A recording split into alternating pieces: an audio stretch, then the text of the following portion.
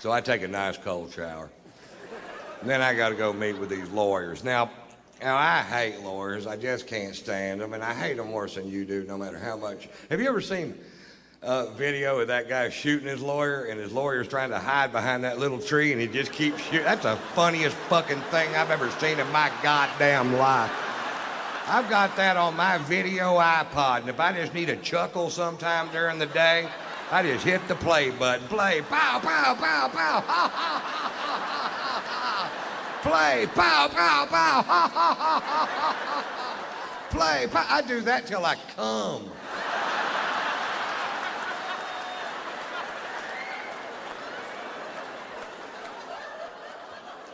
Then I got to go to the dentist. You see how my day's shaping up. Cold shower, lawyers, dentist. The trifecta of fucked up day. And I couldn't eat because of what I had to do there. So now it's 2:30 in the afternoon. Before I finish this story, will admit that I'm in a foul mood. My mouth is starting to hurt, and I haven't eaten all day. And I'm going to go eat lunch at this place called the Clubhouse. It's at Lint Square Mall in Buckhead. And I used to eat there all the time. I live in both cities, and I pull up. Now, all this out here used to be just regular parking, but now the whole thing is valet parking. So you can't just park your car and go get some food. You have to wait for this little prick in a little red truck to wake up. But he isn't going to wake up because he's got on headphones and mirrored sunglasses, and he's looking the other direction, watching these two girls walk down Peachtree Boulevard. And I can tell by the whole scenario that they're not going to be out of his line of sight for 20 minutes. There's nothing going to get in the way. So I'm like, fuck, do your job. And I decided, well, I'll just park the car myself. And the only space I saw was right next to his truck. And I'm going to park the car myself. And then once he sees I'm going to park the car myself, he jumps out of his truck and he gets militant. And he jumps in front of my Range Rover. And he puts his hands on the hood. And he goes, nobody parks their own car in this parking lot. I park the cars in this parking lot. Well, I rolled down my window and very politely said, get out of my fucking way.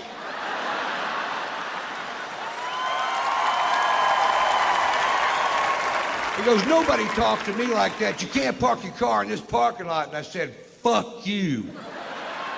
He goes, I'm calling the police. What's your first and last name? I said, it's fuck you. It's F-U-C-K, capital Y-O-U.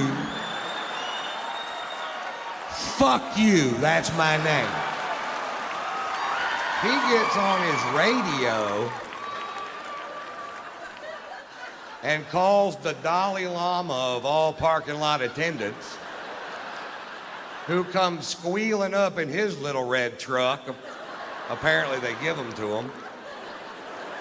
He hops out of the truck like he's gonna do something. He immediately recognizes me, and you see this big, oh shit, wash over his face. He literally shoves this kid out of the way and starts apologizing. He said, Mr. White, I am sorry. I said, listen, this kid's not doing his job. He's an insolent little piece of shit, and he needs to have his ass reamed.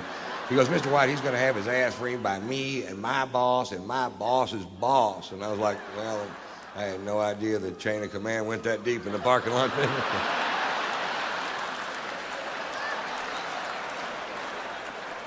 He said, Mr. White, let us take your Range Rover. We'll wash it for you. We'll fill it up with gas. We'll park it, no charge. I said, don't park it here. I don't want this little prick to key it. He said, we'll park it on the other side. And I said, fine. So I go have a nice lunch and take more pain pills. Getting a little better mood. Just had my gums scraped, you know. So I walk outside and my Range Rover is shining like a new penny, and I hop in and I fire it up and it's full of gas, and I could have left.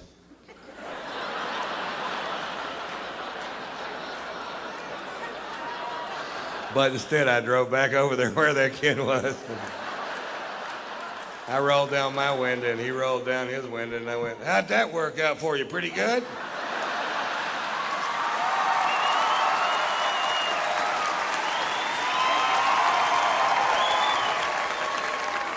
And here's the moral to that story. Don't fuck with me when I hadn't been drinking.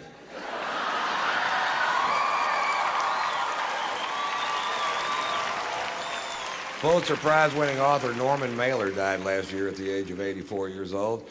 For the last 60 years of this man's life, he drank to excess every day. He was married 6 times. He smoked pot. He stabbed his second wife. And I've never read one of his books, but I got to tell you, I'm a huge fan.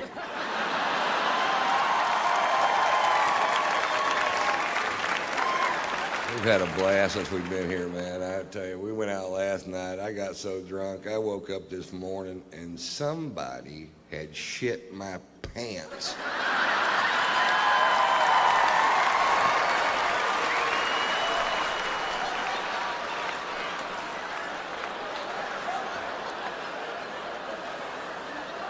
I don't know who it was,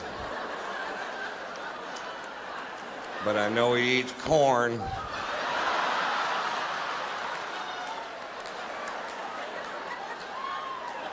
And cake. Corn cakes, I think is what it was doing. I just got back from Europe. I took my son, Tater to Europe. We were in Spain during the running of the bulls, but we didn't go to the event because we couldn't figure out why you would. The people that we know that live there were pitching this really hard, and they said that this event's been going on for over 500 years. And I'm like, what? Really?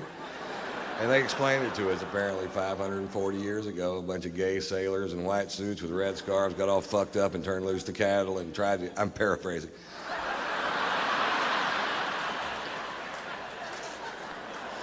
They got all fucked up, tried to get out of the way and couldn't, and it ended up the town was such a borehole that compared to everything else that was going on there, this seemed like fun, and they kept doing it for 540 years. And like, I still don't want to go.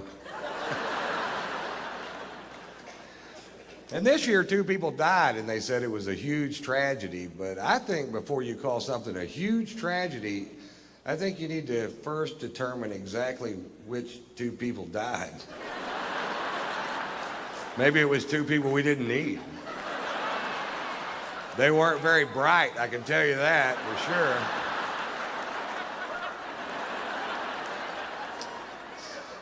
This year, a bunch of Spaniards stood up and said the event should be canceled forever because it's so dangerous. I'm like, it took you 540 fucking years. Hey, fuck that, man. Have 2 a week. Changed the name from the running of the bulls to the thinning of the herd.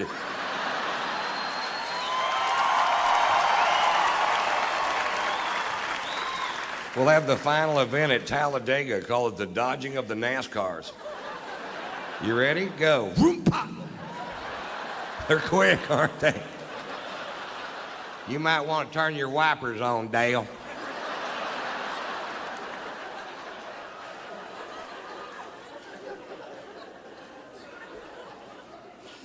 We were in London for 2 days, and I was afraid I hadn't allotted enough time to see London because it's one of my favorite cities with so much tradition and history. And we were going to get a cabbie to take us around and show us the sights, and I thought I probably should have allotted more time. But if you get a cab driver in London that's a Scottish nationalist, which is somebody that believes that Scotland and England should have no ties whatsoever, they go home every night, watch Braveheart and beat off. Mel Gibson's hitting another guy.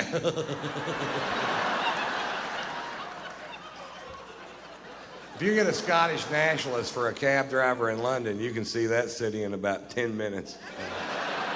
I wouldn't go to Buckingham Palace if they paid me. I changed out my guards just for pussies and what it is.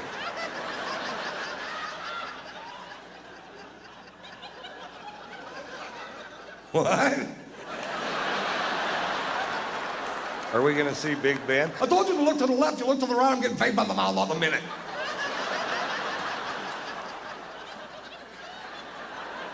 What?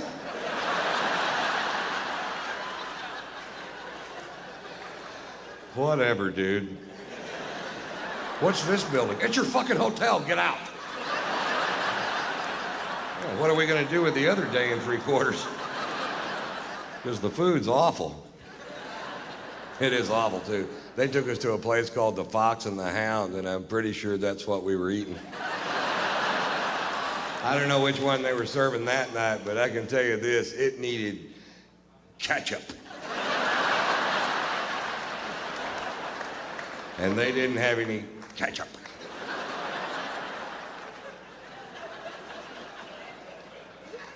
I wanted to take my son to see St. Paul's Cathedral, the second largest cathedral in the world, and it was closed because the next day was the Queen's birthday.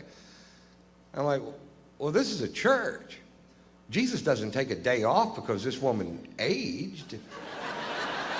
What if this were the day I wanted to give my life to Christ? It wasn't. But what if it would have been? I'd have been screwed, that's what.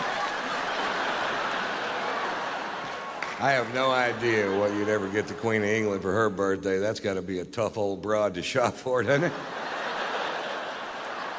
I bought my wife a breast implant for her birthday, and I've never been a big fan of plastic surgery, but I got to admit, I've had a lot of fun playing with these things. I haven't given them to her yet.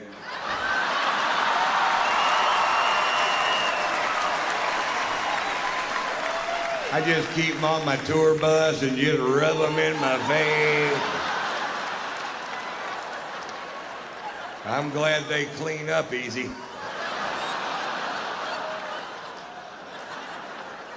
What?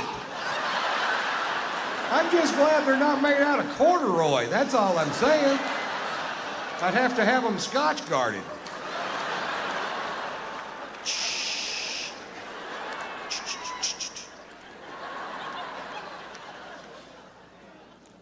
I find it a little ironic that the product that I use to keep from ruining my sofa should I spill my drink on it is actually called Scotch Guard.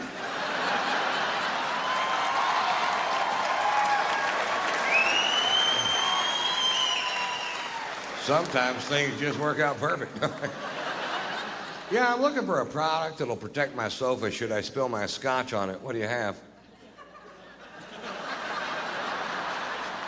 We've got Scotch Guard.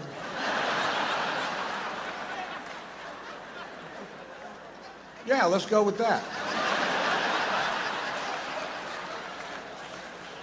Do you have Vodka Guard?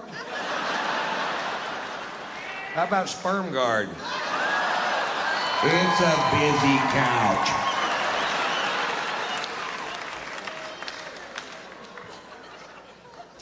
I found out when I got back from Europe that I was being sued by a paper plant. That's what the lawyers are for.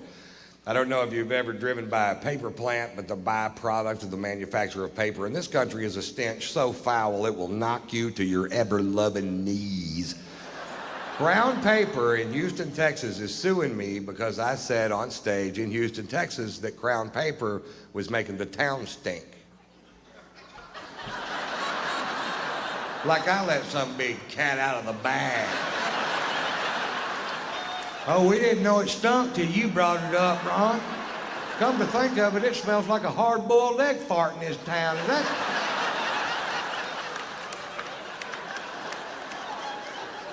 Is that somehow your fault, Mr. White?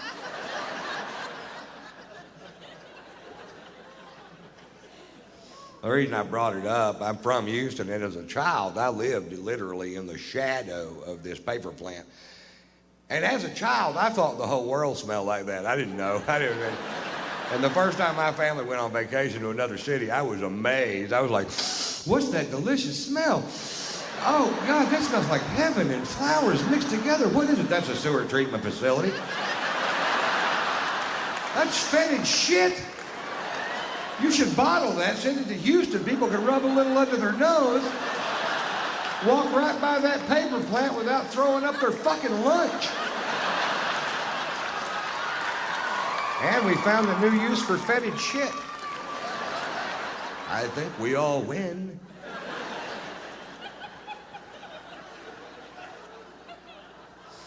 Actually, the reason I brought it up, I'm from Houston. I don't live there anymore, and I was just back in town doing some shows. And almost died this year. Actually, I didn't almost die. I didn't even get hurt.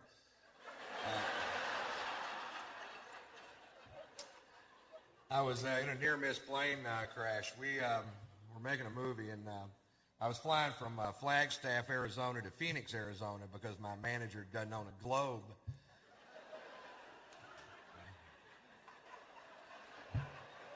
We're on a plane that big. It's like a pack of gum with 8 people in it.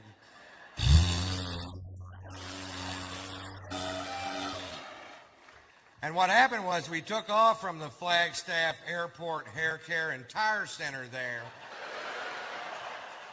We're traveling at half the speed of smell. We got passed by a kite. There was a goose behind us and the pilot was screaming, "Go around!" We get halfway to Phoenix, we got to go back. It's a 9-minute flight. Can't pull it off with this equipment. We had engine trouble. We lost some oil pressure in one of the engines, and they told us about it over the speaker system of the plane, which was stupid because they could have just went, "Hey, we lost some oil pressure."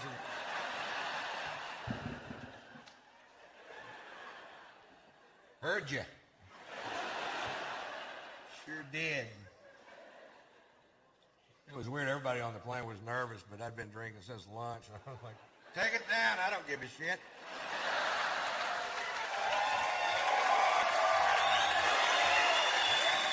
You ever have one of those days? Hit something hard. I don't want to limp away from this piece of shit. The guy sitting next to me is losing his mind. Apparently, he had a lot to live for.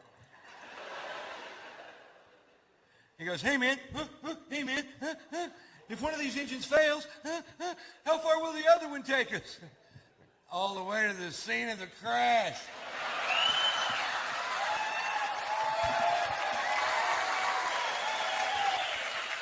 Which is pretty handy because that's where we're headed.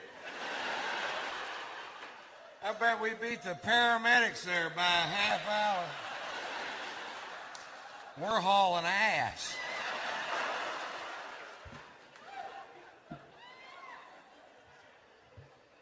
So I've got a really good job. I like my job. It's important to have a good vocabulary, you know. Actually, I haven't always had a good vocabulary. When I was young, if I'd known the difference between antidote and anecdote, my friend Bob Schneider would still be alive today.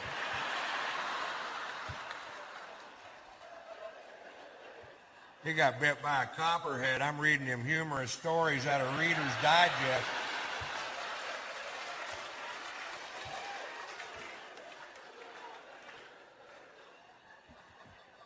I'll tell you a little bit about myself. I'm from Texas. I'm a cowboy, a real cowboy. I was a bronc rider for 6 years of my life, and it's affected me. Now when I have sex, my arm goes like this. Seems to be some dispute between the wife and I whether or not I'm staying on that full 8 seconds.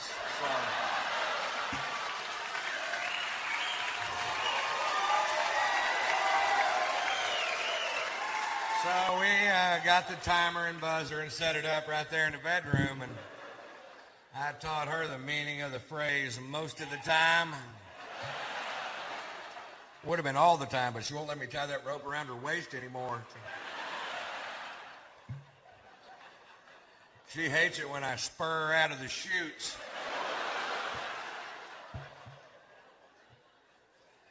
Hey, you laugh. It's not easy to keep an erection with a clown and a barrel in the corner of the room.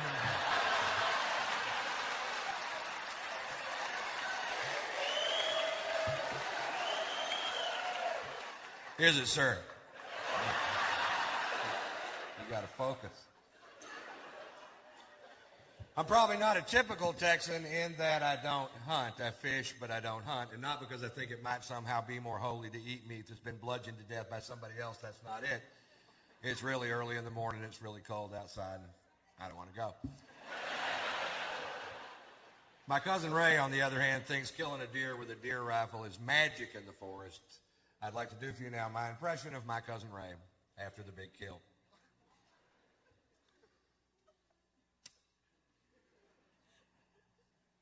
Hell, it was 4 in the morning. 22 degrees outside. Of course, you weren't there. Pussy.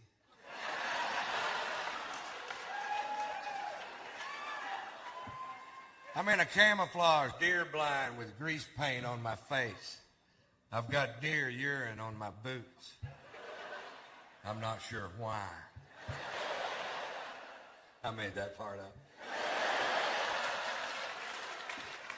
I got a 30-06 with a 12-power scope and a bullet that'll travel 2,200 feet per second.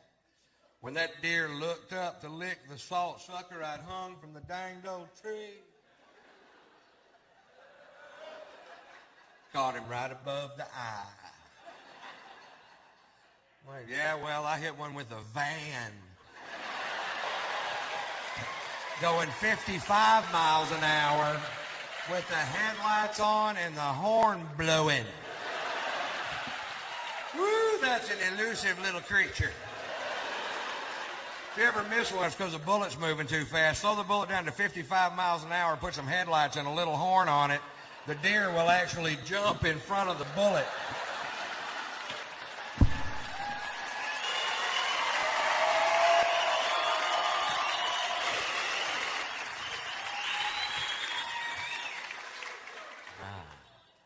Ouch. So I'm a married man, happily married man. Thank you very much for asking. I married a rich woman, if you ever have a choice. Go ahead. Actually, that's the lie. She's not rich at all. Her parents are loaded. And they hate my guts.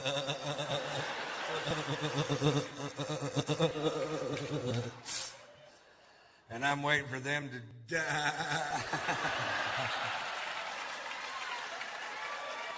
And you'll know if they die, too, because you'll never see my fat ass again. I'll be in Palm Beach with my new friends. Hand me a beer, Teddy. Servants rich. My in-laws have servants. Is that weird? I thought when I married their daughter, they'd send a servant along with us to help do all the shit they never taught her how to do.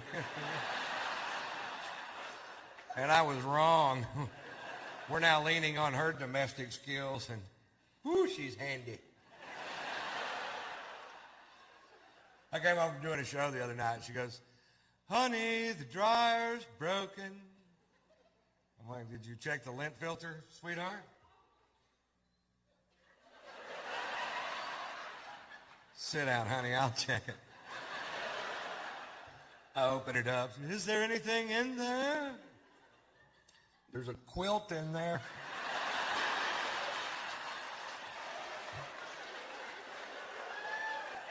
"Look, you made a sofa cushion." I hear a lot of this. I hear a lot of, Ron, you're a pretty good-sized old boy. But I guess a little woman's a good cook." Bullshit. Oh, it got a little better when she figured out that smoke alarm's not a timer.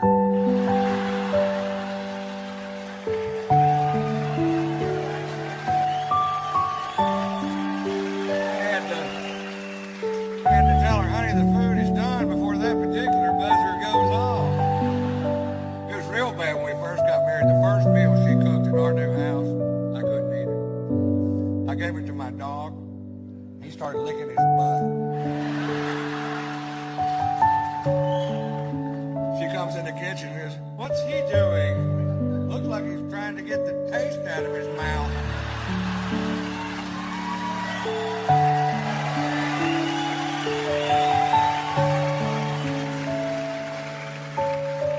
Everything's an emergency to my wife because she never had to deal with her own problems. Spoiled, catered to her whole life. There's no cure, right, for that. I was in Atlanta one time. She calls me one night, misses me in the hotel room. They catch me in the lobby and tell me I have an emergency phone call from home. I knock over 10 people in the lobby of a very nice hotel thinking maybe my in-laws.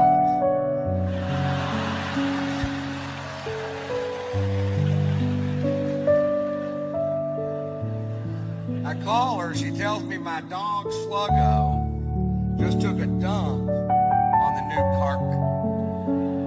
Shoot him. just like you, Ron. I have a genuine problem, and you're being sarcastic. All right, honey, I'm sorry. Put the dog on the phone. I'll talk to him.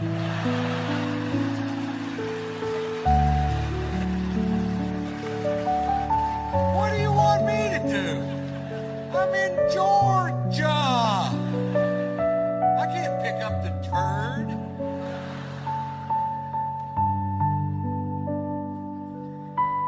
Put a paper towel over it. I'll be home in a week, honey. I get home, it looks like a little campground in the living room. Somebody's having a Poopapalooza concert. Let him outside. He'll shit out there. I've seen him do it.